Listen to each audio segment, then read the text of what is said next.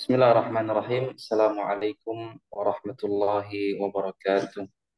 Waalaikumsalam warahmatullahi wabarakatuh. Waalaikumsalam warahmatullahi Alhamdulillah. wabarakatuh. Wassalatu wassalamu ala rasulillah. Wa la hawla wa la quwwata illa billah. Allahumma salli wa sallim wa zid wa barik ala habibina Mustafa wa ala alihi wa sahbihi ajma'in amma ba'd. Ahabbati fillah rahimani wa rahimakumullah. Alhamdulillah di kesempatan malam hari ini Allah berikan kepada kita semua kesempatan untuk sama-sama belajar tentunya, dan saya di sini bukanlah menggurui ya, tidak ada niat menggurui ataupun yang lebih daripada itu, hanya saja ingin berbagi hal yang saya pribadi telah menjadikannya konsep dalam menjaga kesehatan saya, dan ini memberikan faedah kepada saya pribadi, dan saya coba ingin berbagi kepada teman-teman yang berkesempatan hadir di kesempatan malam hari ini.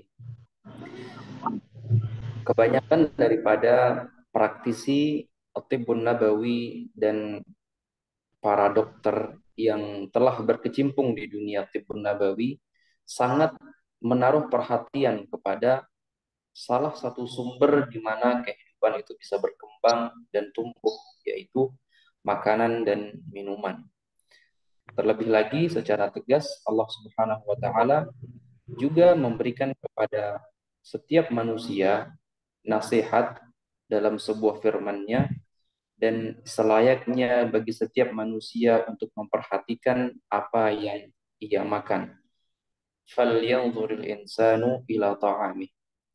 Ternyata di dalam dunia molekuler, misalnya dalam dunia sel, makanan itu akan menjadikan sel itu hidup, menjadikan sel itu berkembang, dan menjadikan sel itu memperbaharui dirinya sendiri.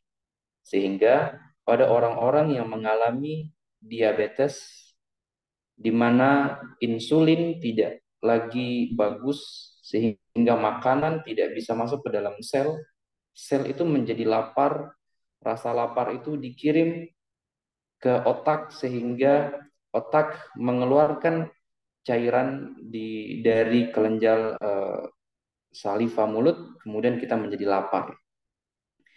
Kenapa lapar? Karena setiap yang hidup di atas tanah, di atas muka bumi ini, tidak bisa lepas daripada makanan dan minuman, karena semua memiliki pencernaan, sampai pun kepada tumbuhan. Mereka juga makan melalui proses fotosintesis yang pernah kita pelajari di biologi ya, mungkin teman-teman masih ingat ya. Sehingga di dalam dunia Islam memberikan kepada kita konsep-konsep dan pembelajaran bagaimana kita menjaga tubuh kita dengan makanan yang telah Allah tumbuhkan di atas muka bumi ini. Konsep yang selalu kita ingat adalah halal dan thayyib. Namun ternyata tidak semua yang halal itu bagus. Ya, di sini mungkin ya, mohon maaf, sering terjadi kekeliruan dalam memahami yang penting halal makan saja. Ternyata tidak semua orang bisa memakan suatu makanan. Ya, jadi tidak semua yang halal itu bagus. Contoh misalnya cabai. Cabai ini halal dan penuh dengan vitamin C, tetapi tidak bisa dikonsumsi oleh orang dengan gastritis kronis misalnya. Sehingga para ulama mengambil kesimpulan bahwa semua yang halal belum tentu bagus.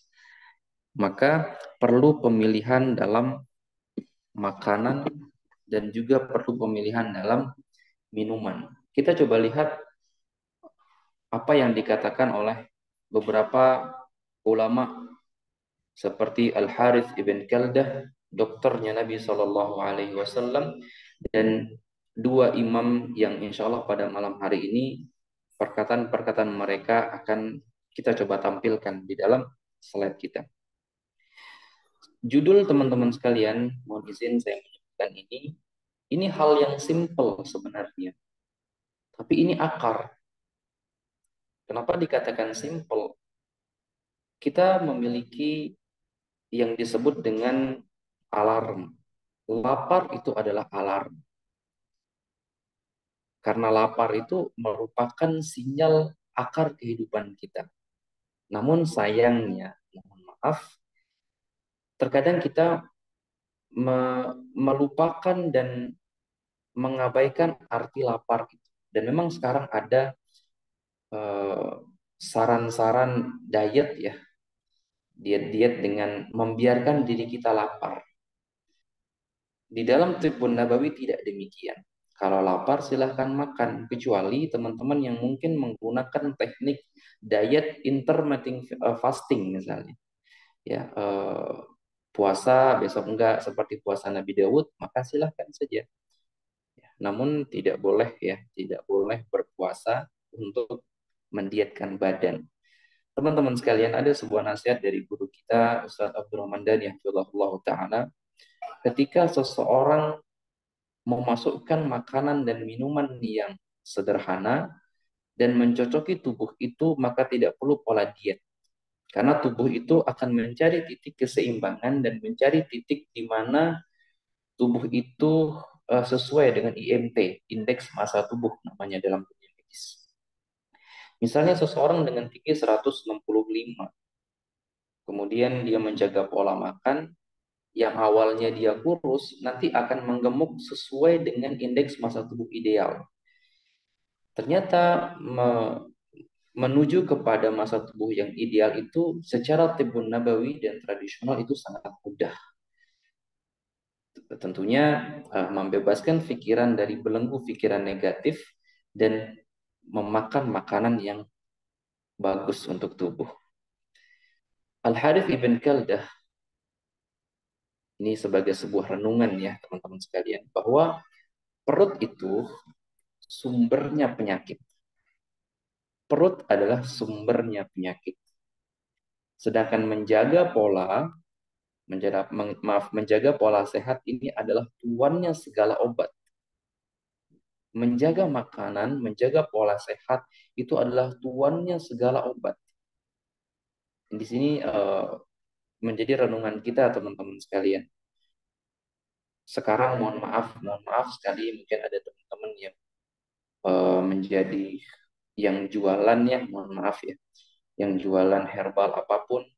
Insya Allah di setiap herbal atau di setiap brand herbal mengatakan ini adalah yang terbaik.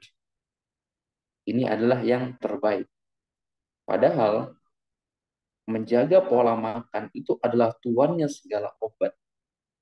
Jadi boleh yang menggunakan herbal-herbal yang ada, tetapi coba deh perbaiki pola makan kita dulu. Ini kalau kita bahas secara lebih detail lagi dalam bab molekuler, ini seru teman-teman sekalian.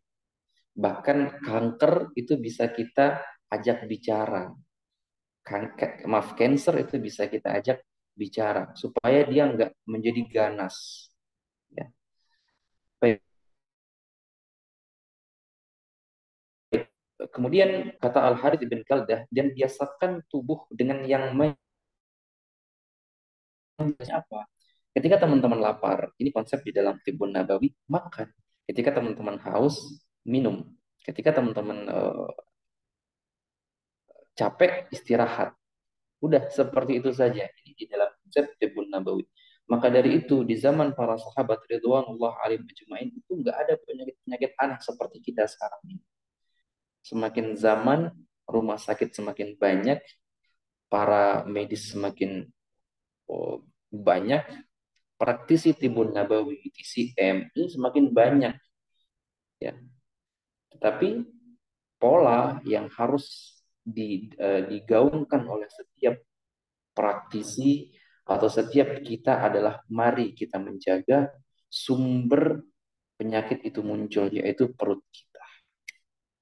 Baik, Al-Imam An-Nawawi rahimahullahu ta'ala berkata, sedikit makan merupakan kemuliaan akhlak, sedangkan banyak makan adalah keburukan akhlak. Nah, di sini kita bisa mengambil faedah teman-teman sekalian. Nih para ibu-ibu dan para ayah. Kalau pengen punya anak yang nurut dengan panjenengan, yang pengen punya anak yang akhlaknya bagus, perhatikan apa yang dimakan. Mungkin ada yang bertanya ya, apakah snack ini dapat mempengaruhi mentalitas anak? Coba saya tanya kepada teman-teman sekalian. Snack-snack itu rata-rata rasanya apa? Silakan boleh membuka mic-nya. Gurih. Ya, pasti rasanya gurih. Gurih itu sebenarnya mengarah kepada simbol panas dan kering. Sehingga anak-anak yang sangat sering atau dibiasakan dengan yang gurih-gurih biasanya akan suka ribut dan sulit untuk dinasehati kebanyakan. Kadang-kadang menjadi rewel. Kenapa? Rewel itu adalah manifestasi secara fisik kepada anak. Dia menjadi gurih, rewel. Gurihnya itu adalah rewel. Kurang lebih seperti itulah ya. Dan beberapa kasus yang kami temui, kebanyakan makan yang gurih-gurih menyebabkan dehidrasi internal, sehingga menjadi kejang. Ketika saya masih di UGD, teman-teman sekalian, kasus kejang anak ini nggak kehitung, banyak sekali. Dalam satu bulan itu berapa kasus kita temukan. Tetapi badannya gemuk, tetapi dia kejang. Ternyata setelah kita lihat secara diagnosa tradisional, ini dehidrasi. Badannya panas. Badannya panas. Jadi hati-hati teman-teman sekaliannya dengan makanan-makanan itu. Termasuk para yang sudah dewasa juga sama. Pilihlah makanan yang terbaik. Kemudian Al-Imam Asy-Syafi'i rahimahullah ta'ala menasihati kita dengan perkataan beliau, kekenyangan dapat memuaskan, karena kekenyangan memuaskan nafsu perut dan mulut, sehingga menyebabkan badan menjadi berat. Terutama ini makanan-makanan yang sifatnya lembab. Apa itu makanan yang sifatnya lembab? Yang kalau dikunyah alot, gurih termasuk juga ya pastinya. Dan ini banyak yang kita temukan di pinggir jalan. Dan ngetren nih sekarang nih. Mohon maaf saya sebutkan apa sih namanya ya? Ala-ala Korea itu, makanan-makanan ala-ala Korea. Topoki. Apa di nama? Ya, yang seperti itu dan semisalnya itu lembabnya berat, teman-teman. Lembabnya sangat berat. Kemudian banyak makan, apalagi makanannya tidak baik, ini dapat menjadikan hati keras. Hati secara jiwa ya, hati secara jiwa menjadi keras sehingga kita jadi susah nangis. Nah, sini teman-teman yang merasa susah nangis dinasehatin ya. Oh nggak nangis-nangis, membaca Al-Quran nggak nangis-nangis. Mungkin ada yang salah dengan makanan kita. Ada yang salah dengan makanan kita. Kemudian kata beliau, makan dengan memuaskan nafsu perut, artinya semuanya dimakan nih. Ini dapat menghilangkan kecerdasan, subhanallah ya. Dapat menghilangkan kecerdasan kita. Kalau makanannya bagus-bagus sih masih bagus ya.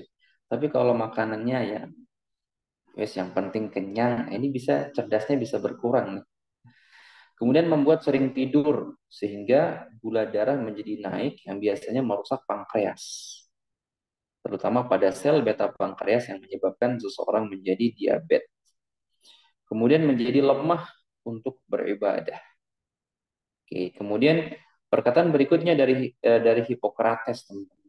Ini bapaknya dokter ini ya, bapaknya kedokteran barat. Jika kamu memberi makan orang yang sakit, sama halnya kamu memberi makan si penyakit itu. Ternyata di dalam konteks Islam, ada sebuah riwayat mengatakan bahwa jangan engkau paksakan orang yang sakit untuk makan. Fa innallaha yut'imuhum wa yusqihim. Karena Allah yang memberikan mereka makan dan minum. Ayam, coba deh Bapak Ibu renungkan. Ayam kalau sakit mau nggak makan? Ayam kalau sakit biasanya nggak mau makan. Ya mohon maaf ya, saya tidak menyamakan kita semua dengan ayam. Tapi ada pelajaran penting di sana. Ternyata di tubuh manusia, ketika mereka sakit, tubuh itu akan menggunakan energi vital yang tersimpan di dalam tubuh untuk merecovery diri mereka sendiri. Ketika seseorang makan, ya nanti ada nggak slide-nya ya? Perut kita ini secara Tibbun Nabawi ini disebutkan oleh Al-Imam Ibnul Qayyim, Al-Imam As-Suyuti rahimahullahu taala, bahwa makanan kita teman-teman sekalian itu dicerna dari 5 penjuru. Makanan yang dikunyah, maaf, makanan yang masuk ke dalam perut kita itu akan dipanaskan dengan melalui 5 penjuru. Ini kata Al-Imam Ibnul Qayyim ya teman-teman bisa catat. Yang pertama adalah dipanaskan melalui lemak yang ada di depan perut kita. Kemudian yang kedua, dipanaskan melalui lemak yang terstruktur di belakang punggung kita, di tulang belakang. Kemudian dipanaskan oleh yang ketiga oleh limpa, dipanaskan oleh liver, dan dipanaskan oleh jantung. Subhanallah teman-teman, makanan kita itu bisa dicerna ketika 5 panas tadi ada di dalam tubuh kita. Sekarang pertanyaannya, lebih banyak mana yang kita temukan di halayak ramai, orang minum es apa minum air hangat?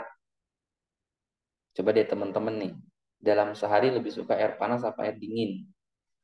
Air dingin. Kebanyakan kan air dingin ya, es.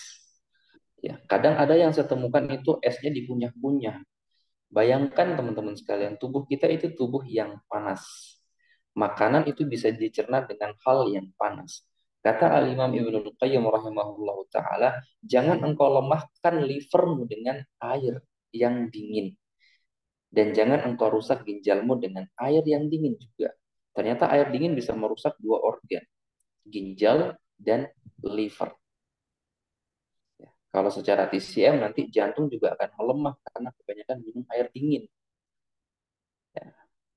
Ini yang suka olahraga juga jangan menyentuh es ya, yang suka olahraga jangan menyentuh es. Ketika berolahraga tentunya. Baik, nanti kita coba bahas di akhir insya Allah. Kemudian di dalam kitab Huang Tinejing, ya Huang Tinejing ini kita perujukan pelajar tradisional Chinese medicine. Mayoritas penyakit itu diobati dengan makanan. Sayangnya ini jarang sekali dibahas oleh teman-teman praktisi ataupun pembelajar ya.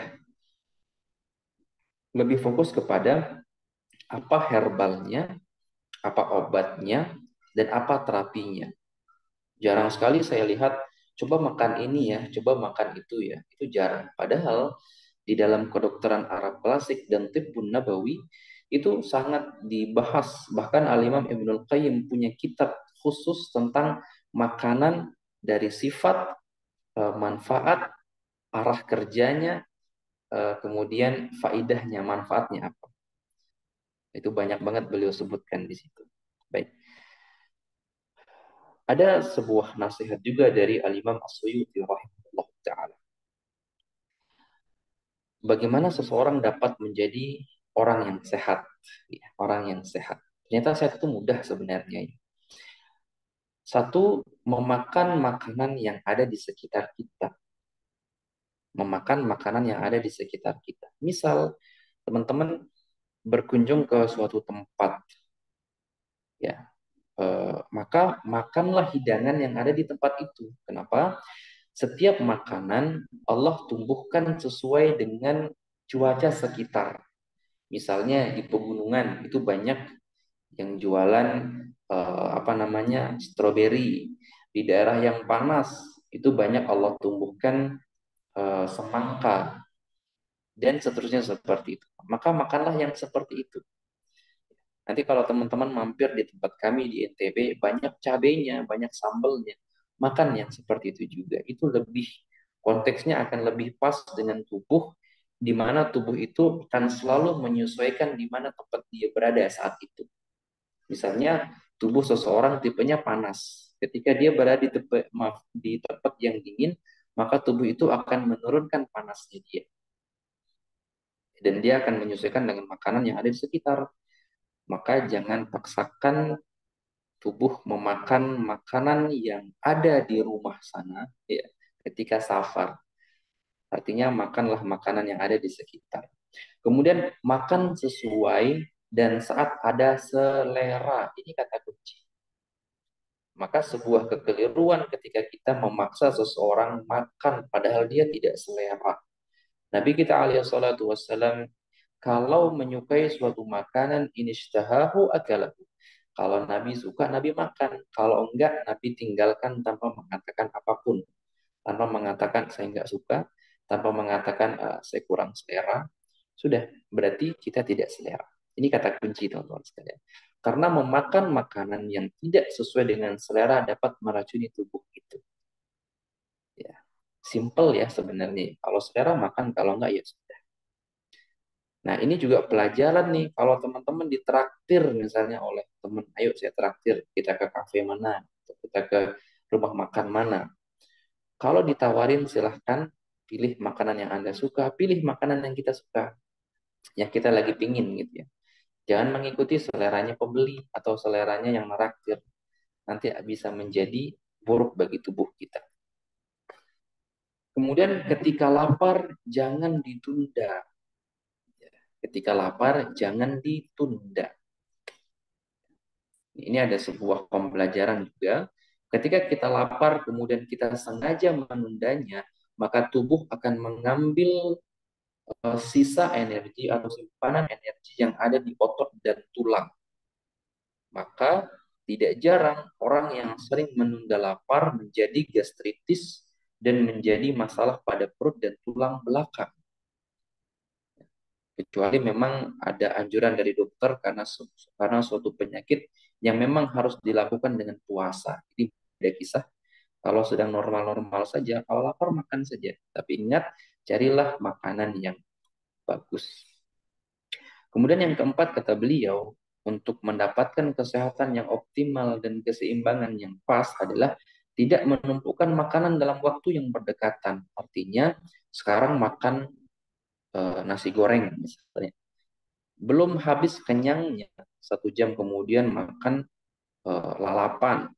Sebentar makan jajanan. Sebentar makan pecelan. Dan seterusnya seperti itu.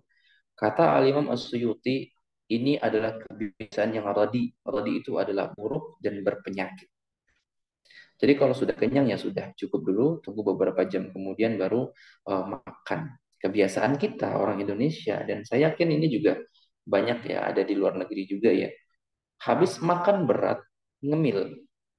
Nah ngemilnya ini juga kadang-kadang perlu diperhatikan ini biasanya cemilannya juga kebanyakan sih kurang benar ya.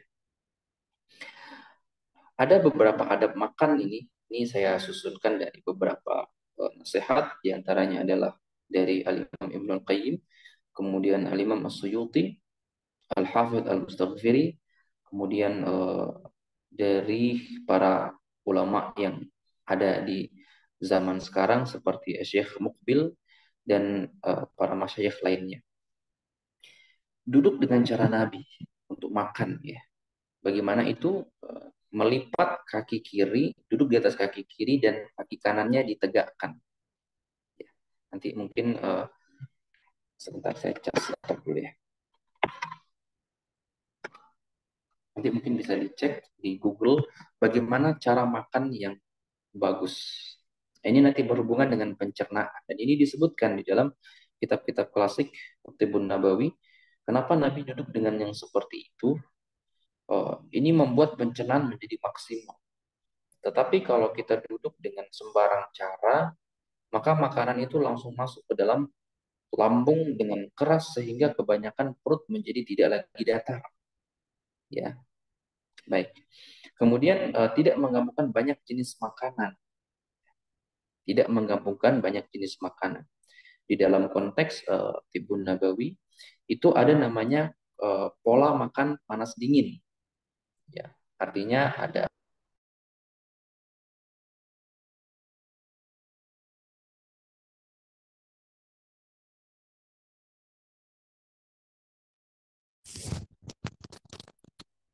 Ustadz Hadi, ya. iya tadi suaranya menghilang ya. Oh, Ya, baik. Baik, Sekarang sudah sekarang ada. sudah masuk lagi ya. Ya, Baik, sudah. alhamdulillah. Baik, kita ulangi lagi. Tidak menggabungkan banyak jenis makanan. Kalau kita mau jujur nih, teman-teman sekalian, di kumpul dengan teman-teman itu makanannya banyak sekali. Saya pribadi, kalau lagi kumpul dengan teman-teman, saya cukup mengambil beberapa makanan. Ini kebiasaan saya sejak saya merantau kelas 1 SMP dulu sampai sekarang. Ternyata menggabungkan banyak jenis makanan ini menjadi racun dalam tubuh.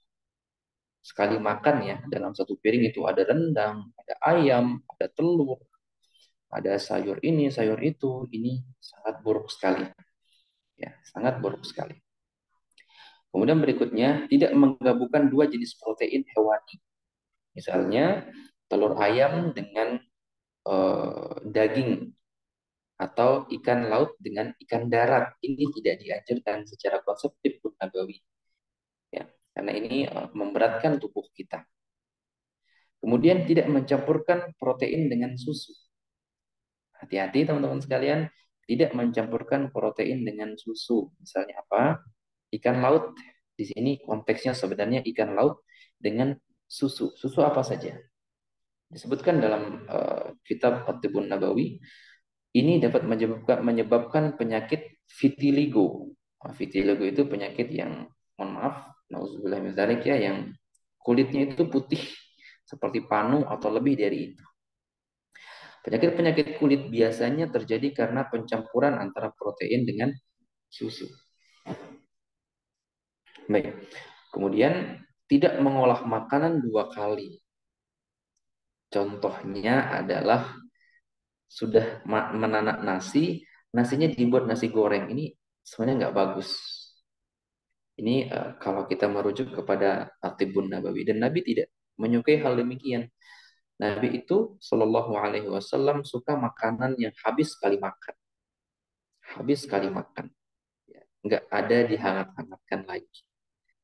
Ya. Suatu ketika Nabi memerintahkan kepada Aisyah radhiyallahu taala anha untuk memasak kambing dengan kuah yang banyak. Nabi makan, kemudian dibagikan dan juga dibagikan kepada orang sahabat-sahabatnya. Habis hari itu juga. Kalau kita sekarang bagaimana? Bisa sampai 2 hari, 3 hari. Apalagi dagingnya bisa dihangatkan. Secara kedokteran timur, daging itu minimal dihangatkan 2 kali. Ya, minimal dihangatkan 2 kali. Dan daging yang bagus adalah daging yang dipanggang. Daging yang paling bagus adalah daging yang dipanggang atau direbus. Maaf, dipanggang yang paling bagus, kemudian setelah itu direbus. Terutama teman-teman yang mungkin punya keluhan kolesterol, maka yang sangat cocok adalah yang dipanggang, yang dibakar. Tetapi ingat, keraknya jangan dimakan, karena di sana nanti ada zat karsinogenik ya, yang bisa mencetuskan kanker. Kerak dari bakaran itu jangan dimakan ya, berbahaya. Kemudian mengunyah dengan tenang dan baik. Jadi kita nggak boleh makan cepat-cepat, teman-teman sekalian. Ya, bagaimana dengan nasihat-nasihat orang-orang kita dulu?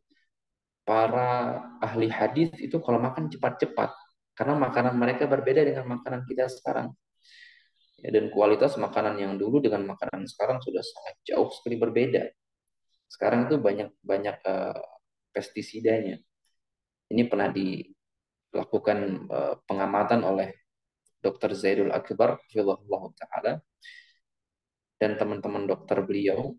Itu sekarang makanan sekarang itu lebih banyak racunnya sebenarnya. Maka kita perlu hati-hati di dalam mencari makanan. Kemudian berikutnya tidak menggabungkan makanan dengan minuman. Sehingga di dalam konteks Tibbun Nabawi, kapan kita minum itu ada aturannya. Saya yakin di sini teman-teman banyak yang tidak seperti ini. Tidak makan sambil minum. Jadi makan langsung minum itu tidak dianjurkan. Kemudian sebelum makan itu minum, itu juga tidak dianjurkan. Setelah makan langsung minum, tidak dianjurkan. Setelah berolahraga langsung minum. Setelah bangun tidur langsung minum, tidak dianjurkan. Setelah berjima langsung minum juga tidak dianjurkan. Ini unik teman-teman sekalian. Tapi coba deh teman-teman praktekkan. Nanti akan terjadi perubahan yang signifikan di dalam tubuh. Simple tetapi bermanfaat banget. Ini kalau kita kaji secara sel dan organ tubuh, nanti akan ketemu. Kenapa tidak dianjurkan makan sambil minum, atau setelah berjima langsung minum? Ada efek-efek yang sangat strategis di dalam tubuh kita. Kemudian tidak mencampurkan panas dengan dingin yang ekstrim. Ya, terkhusus teman-teman mungkin yang suka makan bakso, pesan es teh. Wah, ini repot ini. Ya, makannya bakso atau mie ayam, pesannya es teh atau es jeruk. Ini juga berbahaya. Berbahaya sekali. Salah satunya, tubuh kita adalah tubuh yang panas. Ketika ketemu dingin, maka dia akan lemah. Es itu sebenarnya melemahkan tubuh melalui pelemahan liver dan ginjal. Ya, pelemahan liver dan ginjal. Ini secara ringkas saja ya. Kemudian makanan dengan tulang punggung. Nabi kita alaihi salatu wasallam dalam sebuah hadis mengatakan ma mala'a adamiyun wi'aan syarran min batnih. Jadi tidak ada tempat yang paling buruk, wadah yang lebih buruk yang diisi oleh Bani Adam melainkan perutnya. Perut ini seperti wadah dan pemanasnya kalau secara TCM itu memang dari uh, dari ginjal ya. Kalau secara TCM, secara Tibbun Nabawinya itu dari 5 penjuru teman-teman sekalian. Tadi kita sebutkan ya dari liver, pemanas dari sebelah kanan, pemanas sebelah kirinya dari limpa, pemanas depannya dari lemak yang ada pada perut, kemudian pemanas belakangnya adalah dari lemak yang ada di tulang belakang, otot tulang belakang itu, kemudian dari jantung. Nah, si kuali tadi atau wadah tadi, kalau kita isinya berat-berat, maka pemanas tadi cepat habis. Ya, ini analogi yang mudah saja ya. Tapi kalau kita memberikan yang bagus-bagus, maka pemanas itu bisa awet sampai kita tua. Nih, kalau teman-teman mau analogi yang lebih mudah lagi, kalau teman-teman masak dengan kompor yang ada di dapur, teman-teman, kalau makanannya susah, itu cepat habis gasnya, karena harus kita masak sampai betul-betul matang sempurna. Tapi kalau makanan yang mudah, cepat ya, dan gasnya awet itu bisa berminggu-minggu, bisa berbulan-bulan malah. Kurang lebih seperti itulah ya. Ini ada bahasan tersendiri sebenarnya, tapi kita coba lihat di gambar berikut ini. Baik, sebelum ke sini, mungkin ada yang ingin ditanyakan teman-teman dari ulasan sederhana yang di atas tadi. Silahkan. Ya, baik. Untuk sesi pertanyaan di sini, kami akan membuka dengan sesi open mic ataupun di kolom komentar. Untuk yang ingin bertanya, tafadhol. Ya, silahkan. Ini sifatnya kita ngobrol-ngobrol aja tentunya. Silakan yang mau bertanya, yang mau sharing-sharing juga boleh.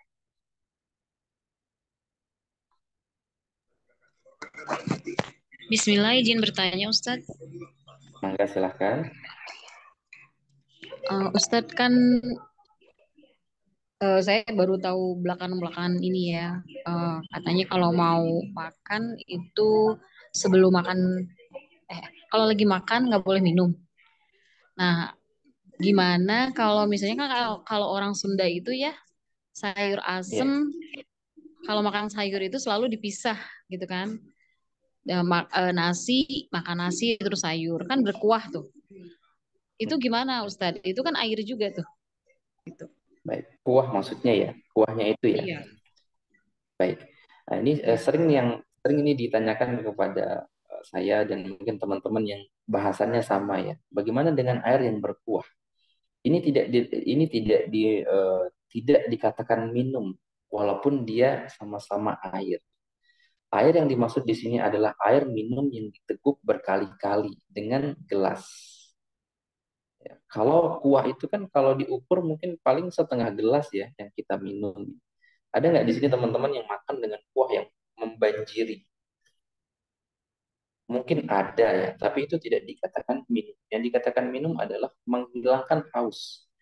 Asyurbu dalam bahasa Arab adalah yuzilu al-atash atau menghilangkan haus. Menghilangkan haus itu nggak mungkin setengah gelas, mungkin bisa sampai segelas, 2 gelas, ada yang sampai 1 botol. Itu yang dikatakan minum. Jadi kalau mengawali makan dengan hanya membasahi tenggorokan, boleh, silahkan. Yang dibahas oleh para ulama adalah minum sampai menghilangkan haus. Minum mungkin sekitar 1 gelas, antara 250 sampai 600 mili, itu minum.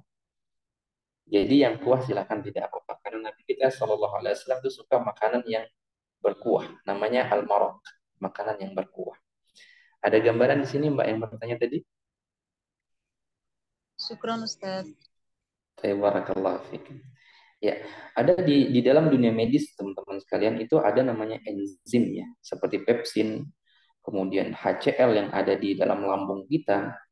Ini dilakukan penelitian oleh salah satunya guru kami Dr. Agus Rahmadi, hafizahullah taala, dan Dr. Zaidul Akbar tentunya yang sering membahas tentang makanan dan rimpang. Ketika makanan masuk ke dalam lambung, proses pencernaan dimulai. Ketika air itu masuk, maka akan bukan merusak ya, lebih tepatnya itu mengurangi efektifan daripada enzim-enzim pencernaan. Ada 6 enzim pencernaan yang ada di lambung kita, itu jadi kacau dia. Sehingga lambung memaksa makanan turun ke usus halus. Jadi dia belum terserap dengan sempurna. Maka dari itu banyak orang yang makan nggak gemuk-gemuk. Atau banyak orang yang makan sebentar lapar lagi. Banyak orang yang makan tetapi badannya nggak bagus-bagus begitu, maksud saya nggak matang. Ini karena nggak diserap oleh lambung, langsung diturunkan ke usus kecil, ke usus besar, jadilah kotoran. Ini hikmah kenapa kita tidak dianjurkan minum langsung setelah makan. Minimal ada jeda interval antara setengah jam sampai 1 jam. Kalau saya pribadi itu bisa sampai 1 jam lebih. Dokter Zaidul Akbar bisa sampai 2 jam. Beliau latih itu teman-teman sekalian. Baik, mudah-mudahan ini bisa bermanfaat. Silakan, ada lagi yang ingin bertanya? Assalamualaikum Ustaz, mau nanya Ustaz. Silahkan. Barakallahu fikum. Eh, kan tadi Ustaz bilang kan ada makanlah yang menimbulkan selera ya.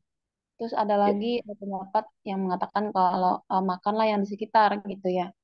Tapi kan ya. yang kejadian sekarang Ustadz kan ada jualan online.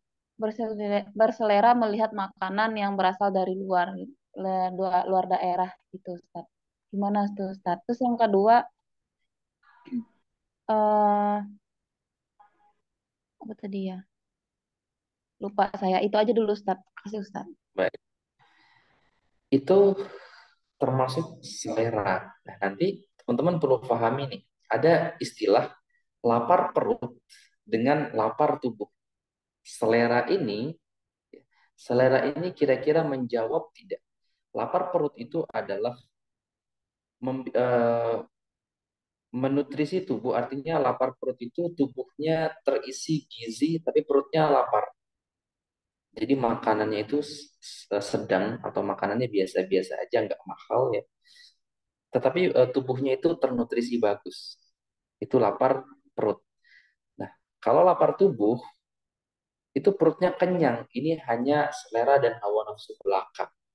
Jadi yang penting makan deh. Ya. Apalagi kalau di gambar-gambar itu kan biasanya enak banget ya rupanya itu ya.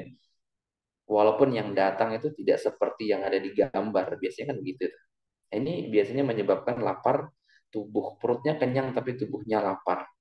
Nah, apakah yang seperti itu juga termasuk di dalam selera? Sebenarnya termasuk di dalam selera. Nanti ada konteks di dalam TCM itu, tubuh meminta makanan yang diinginkan oleh tubuh. Itu juga selera. Tinggal kita ya, saudari kami, tinggal kita yang menyetir ini seleranya bagus atau tidak. Tapi kalau pertanyaan apa itu juga selera, itu juga selera juga. Silakan dimakan. Tapi sesekali saja kalau memang ini makanannya kurang sehat, boleh sesekali makan, tapi nggak boleh sesering mungkin. Apalagi ngekos-ngekos ya, biasanya teman-teman yang pernah merasakan kos itu ya apa adanya ya. Ini sebenarnya juga kurang tepat sih. Baik, mungkin itu bisa menjawab pertanyaannya jenengan, atau mau ditanyakan lagi tidak apa-apa. Ya Ustadz, udah ngerti Ustadz. Terus ada lagi gini Ustadz. Kan biasanya kan mama ya suka masak, suka masak. Terus Iya.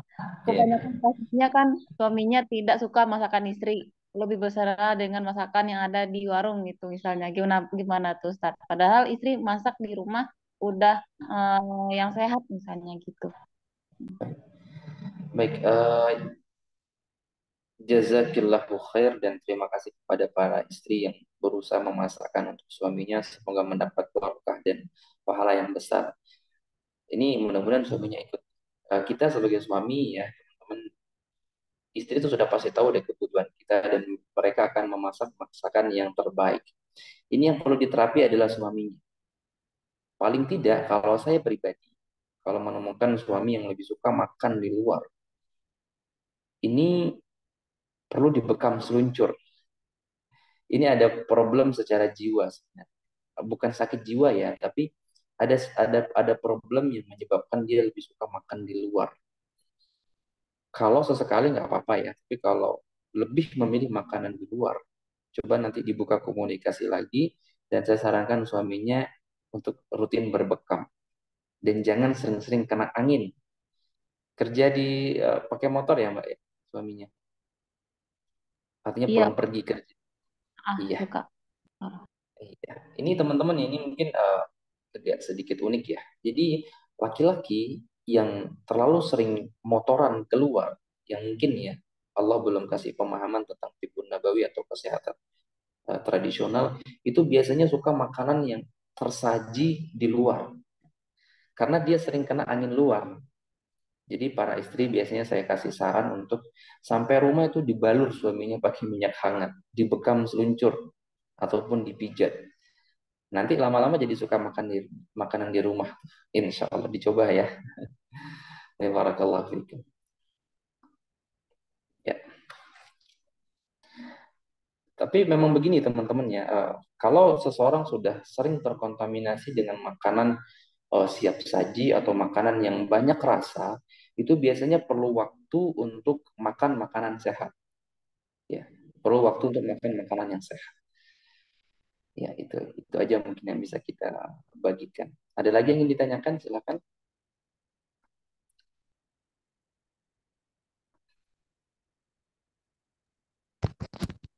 Yang ingin bertanya kembali, silakan. Kalau tidak ada, saya akan lanjutkan ke sedikit ini. Ini tesnya kita sudah berjalan berapa menit? Ya? Udah ada 1 jam belum ya? Saya kok melihat. Waalaikum. Udah 1 Udah jam. ada ya? Ya. Iya. Mungkin sekitar Waalaikum. 1 jam berapa menit ini Teh ya? Kita 1,5 jam selesai. Tekanan darah dimulai.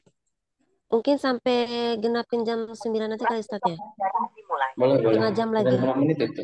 Setengah jam Setengah lagi. jam lagi Gitu. ya. Ya. Silakan teman-teman ada yang ingin bertanya. Assalamualaikum. Pengukuran Assalamualaikum warahmatullahi wabarakatuh. Ini Ustaz, saya mau tanyakan ini tentang apa ini? Makanan yang jadi lemak itu yang menjepit tulang dan menjepit saraf sebagaimana biasa dipelajari di tutup punggung seperti itu katanya. Itu lemak menjepit tulang dan menjepit saraf. Memang seperti itu Ustaz atau bagaimana? Ya, syukran Ustaz. Barakallahu fiik. Lemak yang menjepit tulang dan saraf. Eh, ini saya coba hubungkan dengan jalur meridian ya, karena totok punggung kan bermainnya di area back shoe ya, di area BL. Di sini ada meridian BL namanya. Nah, biasanya masalah itu akan terjadi, biasanya kan ada benjolan-benjolan ya, yang itu biasanya dihancurkan oleh para praktisi otot punggung itu. Karena di sana adalah jalurnya meridian BL, bladder. Bladder ini adalah berhubungan dengan ginjal. Lemak itu, kita coba pakai ini aja. Lemak itu, perlemakan itu teman-teman nanti akan ikut eh, menjadikan ginjal itu terkontaminasi lemak. Sehingga beberapa lemak itu akan terbawa dan mengalir ke area tulang punggung bagian belakang. Itu nanti akan dianjurkan oleh si para praktisi topung. Nah, lemak itu terjadi ketika lemahnya limpa. Terjadi ketika lemahnya limpa. Nah, kalau kita lihat di bagian ini, insya Allah nanti kita akan jelaskan cara membacanya ya. Limpa itu teman-teman tidak suka dengan kelembaban. Dan lemak itu kan sifatnya lembab. Kalau terlalu banyak masuk, maka akan mengontaminasi liver, kemudian ginjal, sehingga perlemakan akan tersebar di pembuluh darah, dan sebagian akan keluar melalui pembuluh darah kapiler. Dan itu akan menyebabkan timbulnya perlemakan di dalam atau di bawah kulit. Kalau di dalam dunia ruqyah, ya, dunia ruqyah syar'iyah, perlemakan itu timbul dari gejolak jiwa yang tidak tenang. Ya.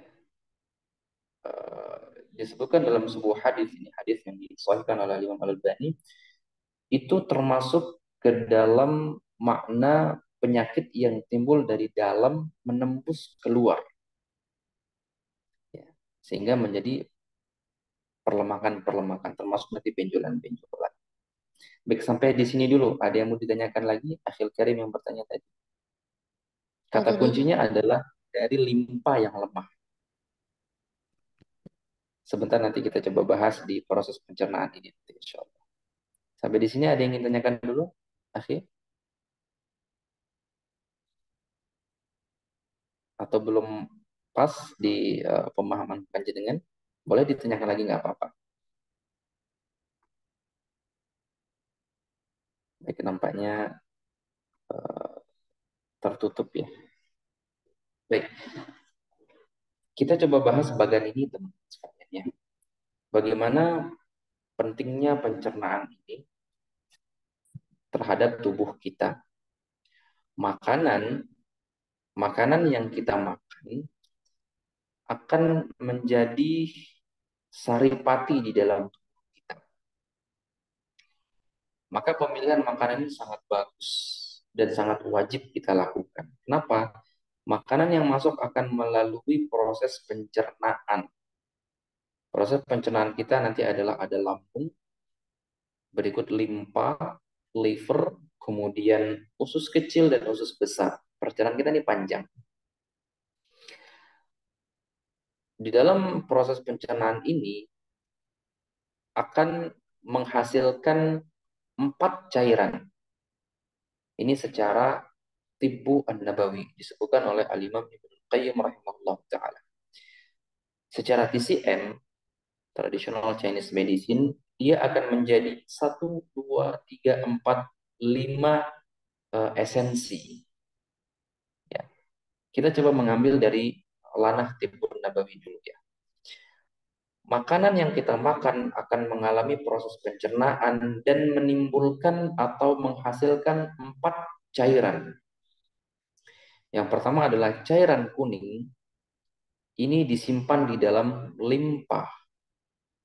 Kemudian cairan hitam akan disimpan di dalam empedu, yang nanti cairan hitam ini ketika proses pencernaan makanan masuk ke dalam lambung, cairan hitam ini akan masuk ke dalam lambung itu untuk membantu lambung dalam mencerna makanan. Ini dari empedu ya. Kemudian hasilnya juga akan menjadi darah. Kemudian menjadi dahak. Dalam bahasa Arab, dahak ini disebut dengan balgham. Dalam TCM disebut dengan tan atau dahak. Baik. Cairan kuning, cairan hitam, dan darah ini adalah fisiologis atau normal dari kinerja organ pencernaan kita.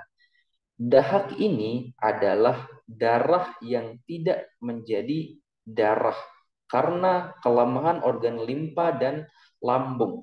Jadi orang yang banyak dahaknya pasti pencernaannya lemah. Apalagi yang pagi hari batuk berdahak, ini pasti limpa lambungnya lemah. Kenapa limpa dan lambung sangat disoroti? Dalam bahasa Tibbun Nabawi disebutkan adalah perut kecil dan perut besar. Perut besar itu adalah lambung, perut kecil itu adalah limpa. Dan limpa ini teman-teman punya peranan yang sangat luar biasa terhadap pencernaan. Sebagian menyebutkan bahwa limpa ini adalah kakak atau adiknya pankreas. Kalau di TCM itu terkadang kita mengatakan pankreas itu adalah limpa, limpa itu adalah pankreas. Secara kinerja, walaupun secara organ mereka berbeda.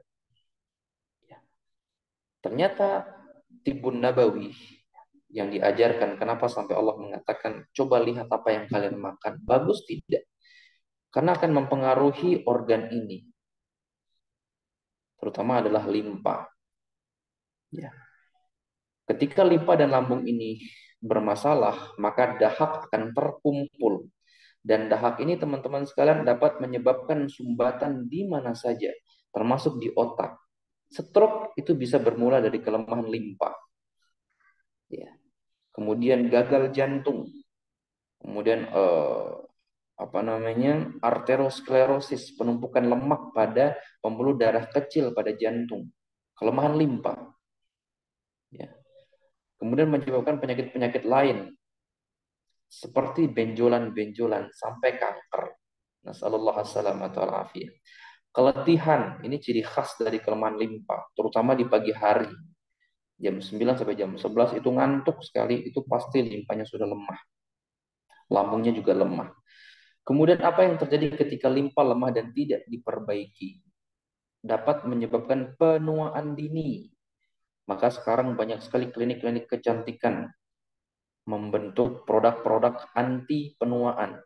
Padahal sumbernya ada di diri mereka sendiri. Kalau saya pribadi, saya pernah buat pelatihan totok kecantikan dengan logo Beauty Insight for apa tuh? Beauty apa tuh? Excite apa? Gimana bahasa Inggrisnya? Saya lupa. Cantik di dalam untuk cantik di luar. Ini dari dalam sumbernya.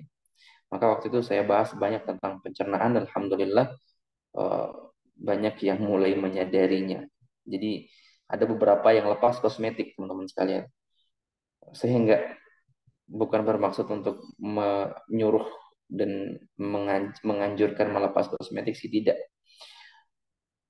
Tapi bagaimana memperbaiki dari dalam untuk yang luar, gitu ya. Kemudian juga menyebabkan patologis pada tubuh. Patologis itu adalah penyakit-penyakit pada tubuh. Baik. Kita kembali kepada darah, ya. Menjadi darah. Darah kita berwarna merah. Ketika darahnya bagus, teman-teman sekalian, maka pertumbuhan rambut itu sempurna, telinga tidak berdenging, kulit menjadi glowing. Kalau teman-teman pengen punya kulit glowing, perhatikan deh darah ini. Bagus apa tidak? Pasti nggak ada tensi tinggi atau rendah, ya. Kemudian kuku menjadi merah, bibir menjadi merah, mata menjadi berbinar. Kemudian tingkat kefokusan menjadi tinggi, pendengaran menjadi tinggi, dan lain sebagainya. Nah, darah ini teman-teman sekalian akan secara Tibbun Nabawi, darah itu akan disimpan di dalam liver. Darah itu akan disimpan di dalam liver.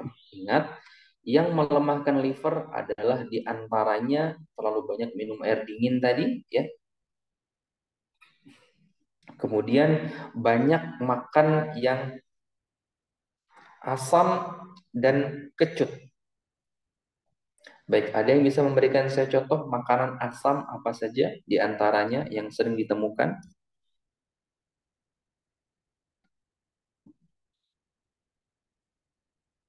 Ada yang tahu makanan asam? Untuk Masam-masam. mangga untuk rujakan itu. Mangga untuk rujakan. Jeruk juga termasuk ya, jeruk asam yang belum matang. Dan sejenis itu teman-teman. Ternyata sifat asam dan kecut termasuk pahit ya. Ini sifatnya dingin dan kering. Dingin dan kering, dan itu dapat mengkerutkan liver secara organ. Kalau livernya mengkerut, maka penyimpanan darah di dalam liver akan berkurang, sehingga seseorang sering kali mengeluhkan susah tidur, menstruasinya nggak lancar, susah punya, mohon maaf, momongan. Kalau berhubungan suami istri sering mengalami kekeringan, ini karena kekurangan darah dan masih banyak yang lainnya, termasuk penyakit mata. Kata Al-Imam Ibnul Qayyim, Imam Ibnu Hajar Al-Asqalani, penyakit mata itu disebabkan karena limpa lemah dan juga pengaruh daripada liver yang panas. Penyakit mata ternyata sumbernya dari lampu. Banyaklah kalau kita ingin membahas tentang penyakit. Tetapi ini fokus kita pada liver. Nah, sedangkan liver ini teman-teman punya fungsi menyebarkan energi.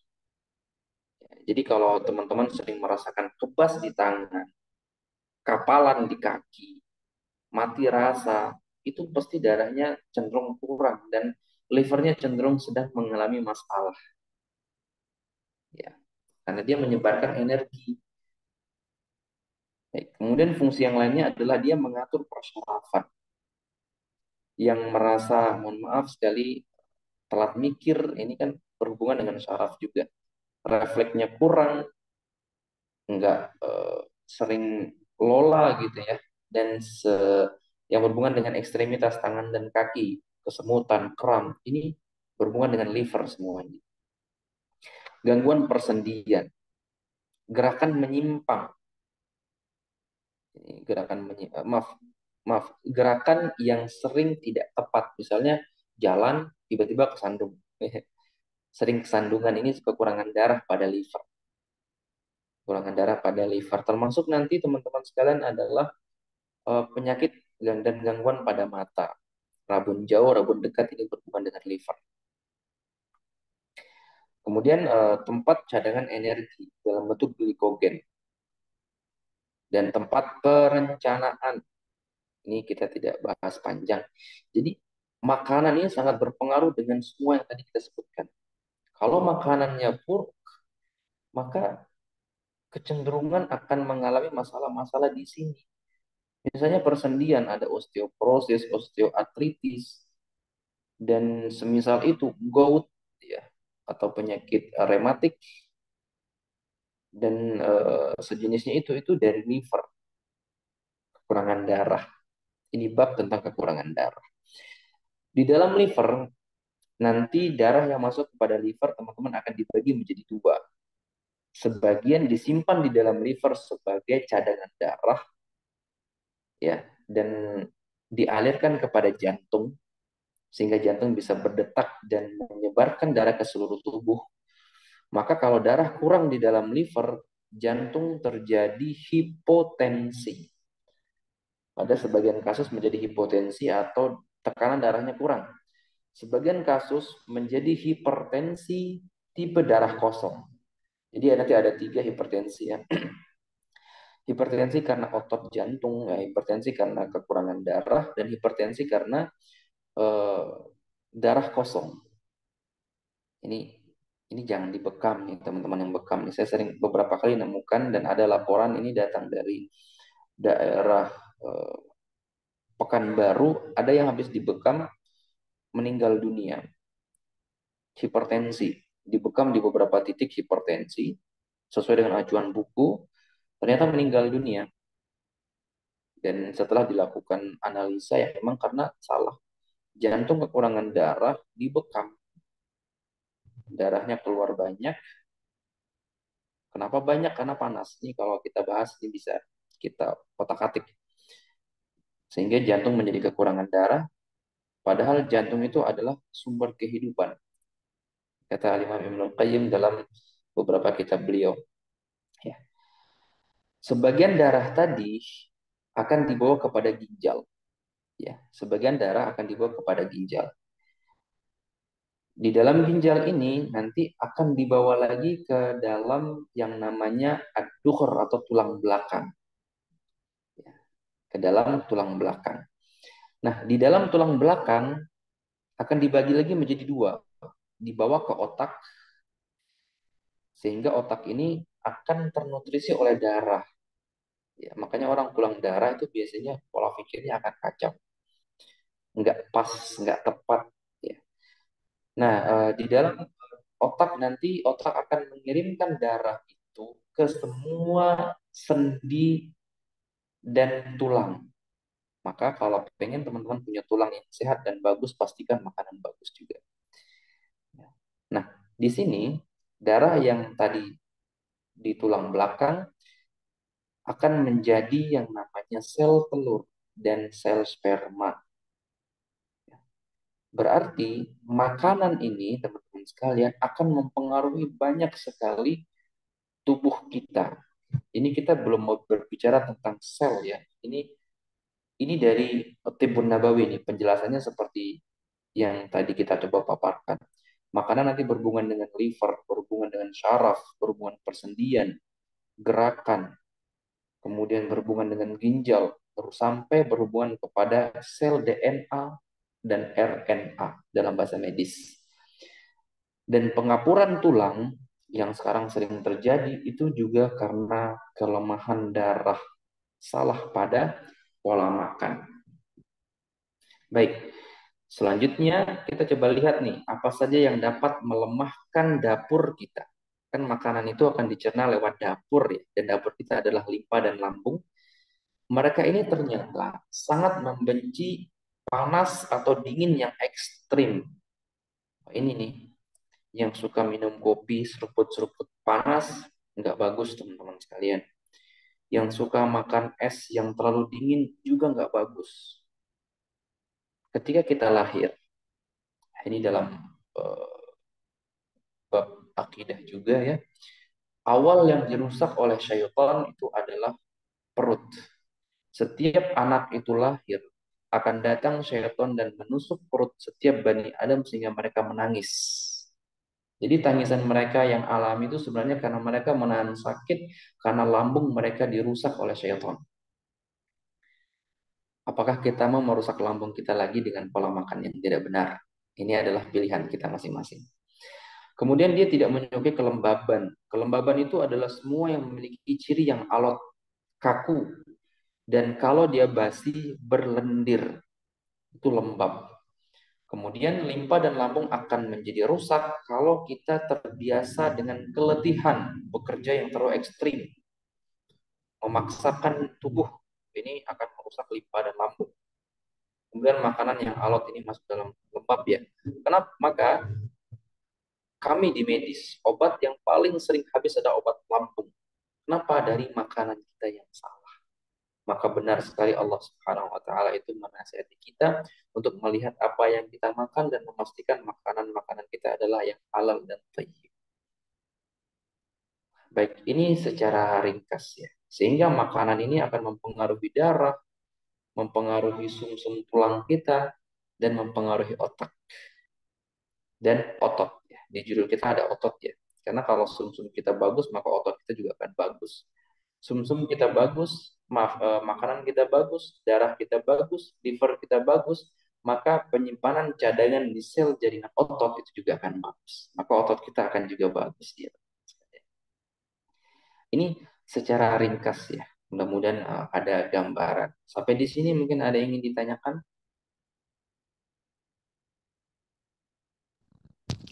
Afwan Ustadz, itu ada pertanyaan di kolom komentar. Baik. Baik. Ini saya coba baca. Ini dari sahabat kita, Akhi Asep Saifullah dari Tanjung Priok.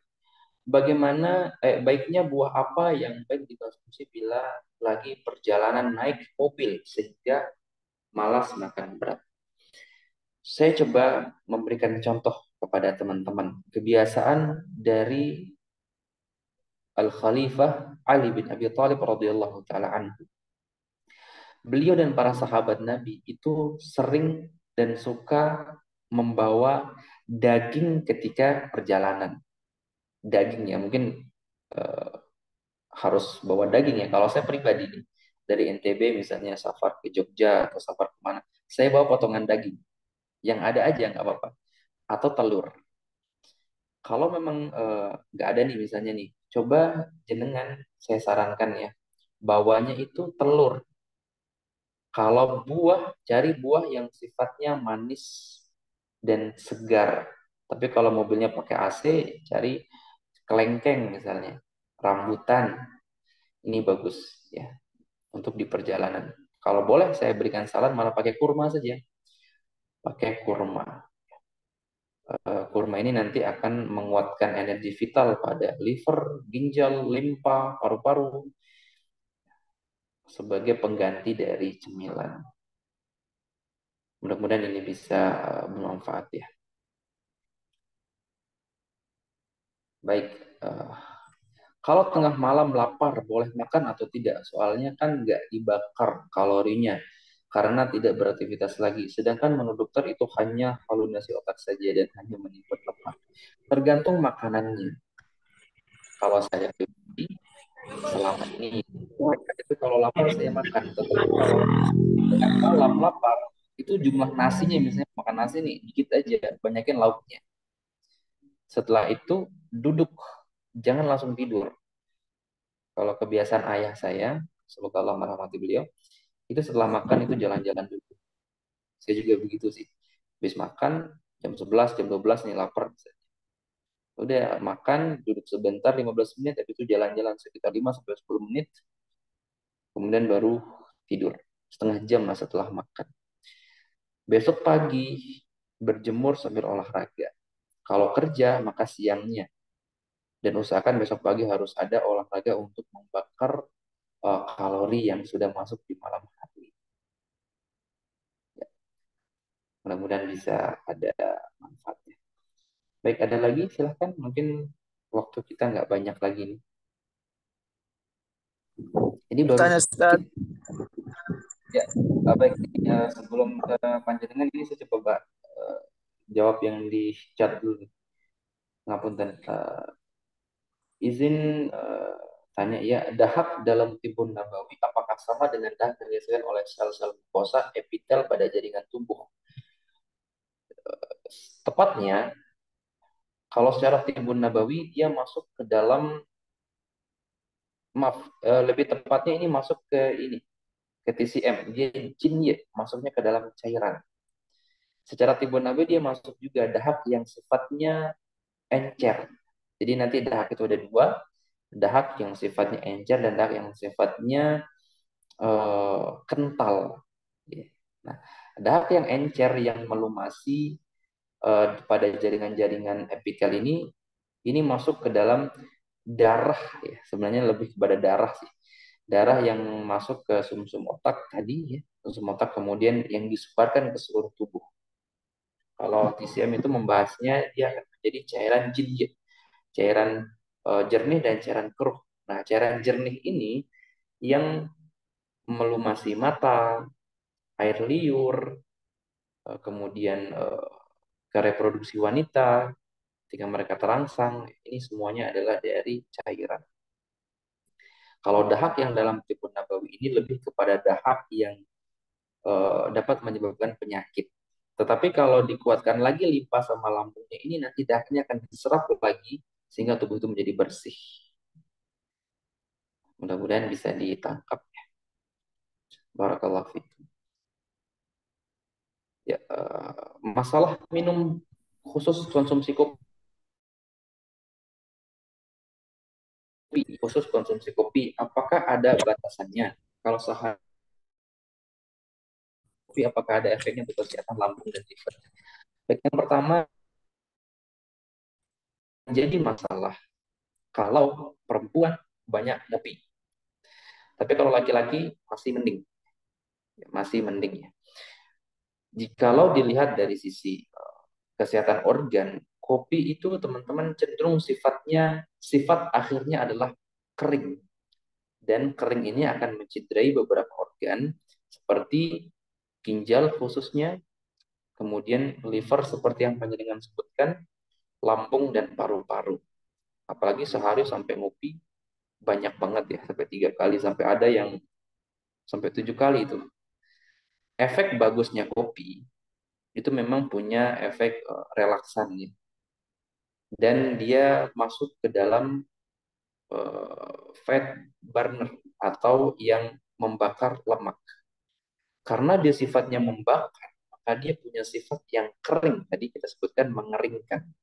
Jadi kalau mau minum kopi harus banyak minum air putih. Kalau tidak ginjalnya bisa kering dan pada akhirnya tulang belulang menjadi kering kerontang. Ya. Kopi apa? Kopi apa saja yang sudah masuk pabrikan itu pasti punya sifat yang demikian. Ya. Izin bertanya untuk perkembangan otot bagi yang suka olahraga rangka seperti angkat beban. Apa saran dari segi makanan dan aktivitas sebelum olahraga? Baik, tentang otot ini tentunya protein ya, asupan protein kudu ditambah. Kalau saya pribadi lebih mudahnya adalah eh, makan makanan yang bergizi lah ya, karbohidratnya bagus, lemaknya juga bagus, proteinnya juga bagus. Kalau saran dari segi makanan, aktivitas sebelum olahraga, 1 jam sebelum olahraga, coba deh konsumsi beberapa butir telur. Ya, karena perkembangan otot itu sangat memerlukan yang namanya protein. Selain itu, di dalam sel otot itu nanti ada metabolisme ya dari kalori-kalori yang pernah dimakan. Tapi pembentukannya ini membutuhkan yang namanya protein. Ya, yang membutuhkan protein. Mungkin bisa minum susu ya. Kalau teman-teman yang pengen punya otot yang bagus, biasanya tuh minum susu yang high protein. Ya. Badan yang sering menggigil, apakah ada hubungannya dengan organ tertentu? Iya, makanan yang terlalu dingin. Kalau dari organ itu biasanya karena kelemahan energi vital daripada jantung. Menggigil itu nanti bisa dari kelemahan jantung, kelemahan limpa, kelemahan paru-paru. Kalau pada malam hari itu biasanya karena kelemahan jantungnya. Hati-hati teman-teman, kelemahan jantung itu bisa karena kelemahan pada lambung juga. Secara TCM, traditional Chinese medicine, jantung itu adalah ibunya si lambung.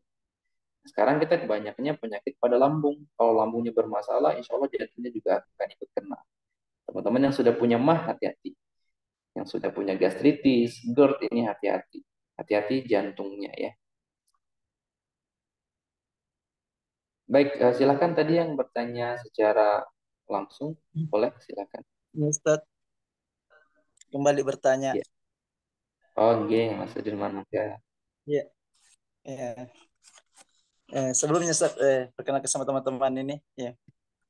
Baik, Saya orang. Sudirman, ya alumni ini juga di apa? D1, D2, LKHI. Ya. Oh, Masya Allah, barakallahu fikum. Iya. Saya dari Kabupaten Pindrang, Sulawesi Selatan. Ya. Ahlan wa sahlan. Ahlan bik, Ustaz. Ini Ustaz yang saya mau mungkin bisa dijelaskan tentang ini. Kan tadi bicara tentang darah. Antara sistolik dengan diastolik ini, dan itu juga mengenai dekat dengan detak jantung. Karena ada juga pesan di tensi itu tensinya rendah tapi detak jantungnya tinggi. Ya ini kan berkaitan juga dengan jantung. Sistolik dengan diastolik dengan detak jantung kan berkaitan semua. Itu yang minta saya mungkin bisa dijelaskan perjalanannya itu. Kemudian cara menguatkan ini limpa, Ustaz. Ya, menguatkan limpa, lemah. Baik. Ya, saya kira itu, Ustaz. Itu saja. Baik. Silakan, syukran. Barakallahu fikum. Baik, barakallahu, Ustaz. Ini walaupun ya, Kabupaten ini tadi suaranya agak putus-putus, tapi saya coba pahami pertanyaan yang pertama itu terkait sistolik dan diastolik dulu ya. Ya, Ustaz. Ya, sistolik dan diastolik.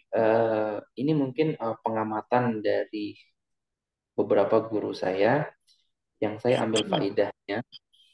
Sistolik dan diastolik itu ternyata punya arti, tetapi secara kedokteran medis kita tidak bahas artinya.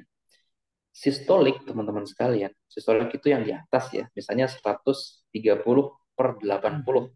Sistolik itu yang di atasnya. Sistolik ini menggambarkan kondisi daripada emosi seseorang.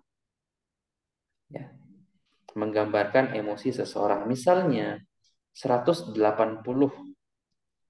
ini bisa kita pastikan bahwa gejolak emosi jiwa seseorang itu nggak stabil.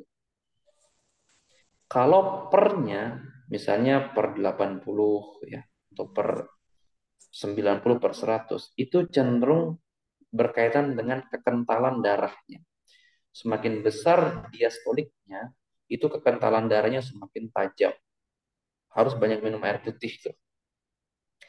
Tetapi kalau nanti ada teman-teman temukan, misalnya 160/80, pernya kan normal ya, per 80, tetapi kok sistoliknya tinggi. Ini obatnya sebenarnya coba deh ajak jalan-jalan, pijat, itu nanti akan turun sendiri insya Allah. Ada sebuah kisah nih dari guru saya, seorang nenek-nenek ya, berusia sekian tahun, itu dia sistoliknya tinggi. Ternyata pengobatannya diajak jalan-jalan ke rumah anak-anaknya itu turun teman-teman sekalian. Padahal beliau mengkonsumsi obat hipertensi daripada dokter. Ini tentunya dilihat dari sisi kedokteran timur. Kita ulangi lagi, sistolik itu berhubungan dengan gejolak emosi. Sistolik itu berhubungan dengan gejolak emosi. Kalau diastolik itu biasanya berhubungan dengan kekentalan darahnya. Biasanya berhubungan dengan kekentalan darah. Seperti itu, Akhi Sudirman. Kemudian ada apa lagi tadi yang berkaitan dengan detak jantung tadi? Ya, detak jantung ya, Ustaz. Ya, kan terkadang Iya, itu ada tinggi detak jantungnya kan, ya saya lihat itu normalnya 60 sampai 80 ya. Ya, iya. terkadang ada tinggi 90-an begitu. Baik, Tapi baik, tensinya normal. Itu. baik. Itu nanti dikembalikan saja kalau gitu kepada konsep sistolik dan diastolik yang tadi kita gambarkan. Ya, kemudian yang kita langsung ke poin yang kedua saja tentang bagaimana menguatkan limpa dan lambung ya. Bagaimana menguatkan limpa dan lambung ini pertanyaan yang sangat saya suka sebenarnya karena kebanyakan kita tidak terlalu mengharaukan itu. Limpa dan lambung teman-teman dikuatkan dengan makanan-makanan alami.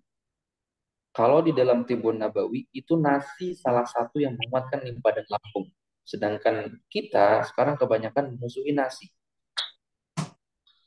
Ya disebutkan oleh Al-Imam Ibnul Qayyim itu adalah yuqawwi al-ma'idah, akan menguatkan lambung. Nasi yang tentunya dimasak dengan cara yang benar dan nasi yang dimakan dengan cara yang benar.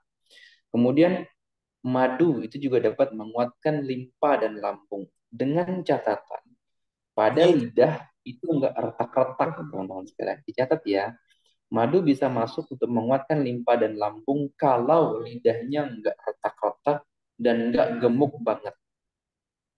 Hati-hati, kalau lidahnya retak itu limpa enggak bisa tidak terlalu kuat untuk mentransportasi dan memetabolisme daripada madu. Karena madu itu sifatnya berat dan lembab, lengket. Ya. Kemudian kalau lidahnya gemuk, ini juga madu belum disarankan. Secara Tibbun Nabawi ya, ini secara Tibbun Nabawi. Baik, kemudian menguatkan limpa ada satu yang sering saya gunakan, yaitu Huang Qi. Coba nanti teman-teman lihat dari astragalus, nama aslinya latinnya itu astragalus. Itu kalau teman-teman di Hong Kong itu biasanya dipakai campuran daripada makanan mereka. Huang Qi dapat menguatkan lambung dan limpa. Pada dasarnya semua makanan itu kalau dimakan dengan cara yang bagus akan menguatkan pencernaan. Yang perlu kita perhatikan adalah yang ini saja. Ya, ini yang melemahkan limpa dan lambung saja. Seperti makanan yang terlalu panas, makanan yang terlalu dingin, yang terlalu lembab, kecapean, makanan yang alot, dan satu lagi yang dapat melemahkan limfa adalah terlalu sering kena angin. Nah, ini hati-hati nih ya. Ya, mungkin itu yang bisa kita kasih beban nih. Ya, Mbak Hesti, silahkan. Udah habis kayaknya waktunya nih. Iya, untuk sesi pembelajaran kita malam ini mungkin cukup sampai di sini dulu, Ustaz. Jazakumullah khairan katsiran untuk pemaparan materinya hari ini yang insya Allah semua teman-teman juga bisa mendapatkan ini lebih bermanfaat lagi. Untuk semua materi yang tadi telah disampaikan oleh Ustadz, kami ingin memberikan satu kesimpulan yang supaya nanti dipahami oleh teman-teman secara lebih singkat dan lebih luas lagi gitu ya. Dan bagi teman-teman yang masih mengajukan pertanyaan pada kolom komentar, untuk pertanyaannya akan kami pending dulu. Untuk sesi selanjutnya nanti bisa melalui Japri Ustadz Hadinya ataupun nanti bila ada di grup-grupnya beliau bisa langsung berkomunikasi sama beliau. Namun tadi ada beberapa dari grup yang tidak ada Ustadz Hadinya, namun link grupnya tadi saya share masalah link Zoom-nya nanti bisa japri saya untuk nomor Ustadz Hadinya untuk lebih lanjut konsultasi masalah dari pembelajaran malam ini. Untuk Ya, Ustadz Hadi, saya berikan waktunya untuk menyimpulkan dari pemaparan materi malam ini. baik. Kita coba ambil beberapa kesimpulan ya. Coba saya pakai ini saja. Ya, mungkin ini kesimpulan dari materi kita sekalian tambahan juga ya. Yang pertama teman-teman jangan banyak minum air dingin karena dapat melemahkan liver, ginjal, dan tubuh imunnya jadi drop. Air dingin dapat melambatkan pencernaan dan melemahkan imunitas. Kemudian hindarilah atau kurangi makanan hambar atau masam karena ini juga dapat melemahkan kecerdasan. Secara umum, nasihat pribadi saya untuk diri saya pribadi tentunya, kemudian buat teman-teman semua, perhatikan apa yang kita makan, berikan makanan yang terbaik untuk semua sel yang ada di dalam tubuh kita, dan jadikanlah sehat itu untuk masa tua kita. Sehingga dengan harapan besar, jangan kita tua di atas kursi goyang, tetapi harapan kita adalah semakin tua, kita mungkin semakin melemah, tetapi kita memiliki kekuatan dan fisik yang masih bisa tegak untuk sholat, ruku dengan sempurna tanpa HNP, sujud tanpa ada gangguan vertigo dan lain-lain. Kita lihat Nabi kita alaihi salatu wassalam di usia beliau 63 tahun disebutkan bahwa uban beliau hanya 3 helai, ada yang mengatakan 6, tetapi badan beliau sama ketika beliau masih berusia 40 tahun. Ingat teman-teman sekalian, Nabi kita diciptakan bukan main-main. Kita diminta untuk menciplak kehidupan beliau. Dan agama ini adalah agama yang sangat sempurna. Hal makanan itu dibahas oleh para ulama dengan sangat detail sekali. Allah hanya ingin kita mencari yang terbaik yang ada di sekitar kita, yang kita makan dan dapat menopang tulang punggung yang tertopang, maka organ-organ kita akan bisa bekerja dengan sehat. Ingat teman-teman sekalian, pesan saya ya, ini untuk diri saya pribadi, kita sehat untuk masa tua. Jangan sehat hanya dikala masih muda, bibirnya masih cantik-cantik, cakep-cakep, tapi kita ingin sehat untuk di masa tua kita. Demikian teman-teman sekalian yang bisa saya sampaikan. Tentunya ini masih banyak sekali kekurangan yang mudah-mudahan suatu saat teman-teman bisa tambahkan dan bisa share kepada orang yang ada di sekitar kita. Kita ingin sehat untuk kita semua ya, bukan untuk diri kita sendiri saja tentunya. Maka saya mohon maaf atas segala kekurangan, salah kata, kemudian yang benar datang dari Allah Subhanahu wa taala, dan kita berdoa semoga apa yang kita dengarkan pada malam hari ini bisa bermanfaat buat diri saya pribadi khususnya dan teman-teman yang menyimak dan mendengarkan pada malam hari ini. Demikian saya tutup dengan doa kafaratul majlis. Subhanakallahumma wa bihamdika asyhadu an la ilaha illa anta astaghfiruka wa atubu ilaik. Assalamualaikum warahmatullahi wabarakatuh. Waalaikumsalam warahmatullahi wabarakatuh.